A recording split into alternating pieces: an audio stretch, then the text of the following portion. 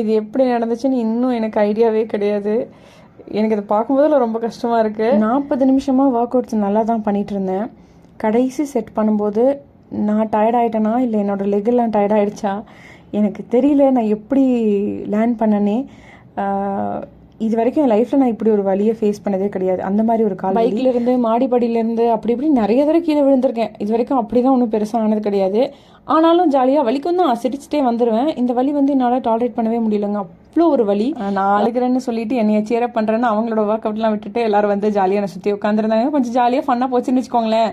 But என்ன வலி, அது வேறு டிபார்ட்மெண்ட் அப்படிங்கிற மாதிரி ஆயிடுச்சு. ஸோ ஒரு நாள் வரைக்கும் வெயிட் பண்ணி பார்த்தேன் என்ன பிரச்சனையாக இருக்கும். பார்த்துட்டு நைட்டு முடிச்சுட்டு காலைல போகலான்னு நான் மெடிசன் போட்டு வெயிட் பண்ணேன். காலையில் எந்திரிக்கவே முடியல, காலை தூக்கவே முடியல.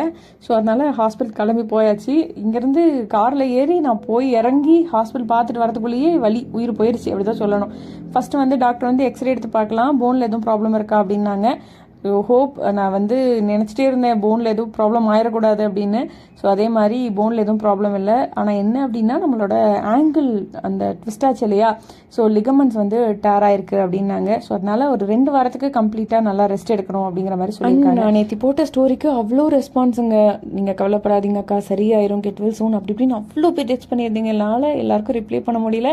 But thanks to each and every one எனக்கு டெக்ஸ்ட் பண்ணி ஒருத்தவங்களும் கேட்டதுக்கு. அண்ட் நான் இவ்வளோ லவ் அண்ட் சப்போர்ட் உங்ககிட்டேருந்து எதிர்பார்க்கவே கிடையாது. Thank you so much.